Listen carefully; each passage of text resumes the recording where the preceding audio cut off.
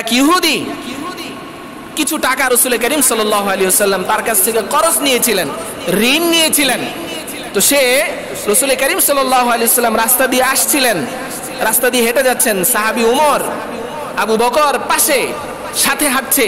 ওই ইহুদি এসে আল্লাহ রাসূল সাল্লাল্লাহু আলাইহি ওয়াসাল্লামের কলার ধরেছেন, এ মুহাম্মদ আমার টাকা দাও, তুমি আমার কাছ থেকে টাকা নিয়েছিলে, ঋণ নিয়েছিলে, অমুক তারিখে দেওয়ার কথা ছিল, তা তো পার হয়ে গেছে, তুমি এখনো আমার ঋণ পরিশোধ করনি।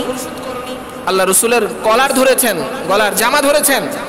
আবু বকর রাদিয়াল্লাহু আনহু তো এমনিই জানেন গরম। হযরত ওমর রাদিয়াল্লাহু আনহু তার কোমর থেকে তরবারি বের করেছেন, এখনই তার গর্দান কি করবেন, উড়িয়ে দিবেন। আল্লাহ রাসূল সাল্লাল্লাহু আলাইহি ওয়াসাল্লাম বলছেন, থামো ওমর থামো। আল্লাহ রাসূল সাল্লাল্লাহু আলাইহি ওয়াসাল্লাম রাগান্বিত হন নাই, খারাপ ব্যবহার করছে, সবার সামনে অপমান করছে। আল্লাহ রাসূল সাল্লাল্লাহু আলাইহি ওয়াসাল্লাম ঠান্ডা মাথায় ধৈর্যশীলতার পরিচয় দিয়ে বলছেন, দেখো তোমার সাথে আমার ঋণের যে কথা ছিল, যে সময় ছিল, তার এখন আরো 2 দিন বাকি আছে, কিন্তু যেহেতু তুমি আমার কাছে অগ্রিম টাকা চাচ্ছ, ওমর তোমাদের কারো কাছে যদি থাকে তাহলে তার ঋণ পরিশোধ করে দাও। রাসূল করিম সাল্লাল্লাহু আলাইহি ওয়াসাল্লাম যখন বললেন, ওমর রাদিয়াল্লাহু আনহু তার ঋণ পরিশোধ করে দিলেন।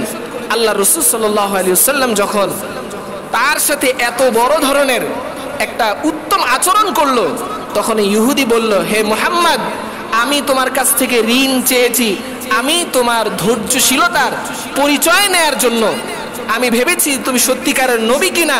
যে সত্যিকারের নবী হয় সে ধৈর্যের পরাকাষ্ঠা হয়, সে ধৈর্যশীলদের অন্যতম হয়।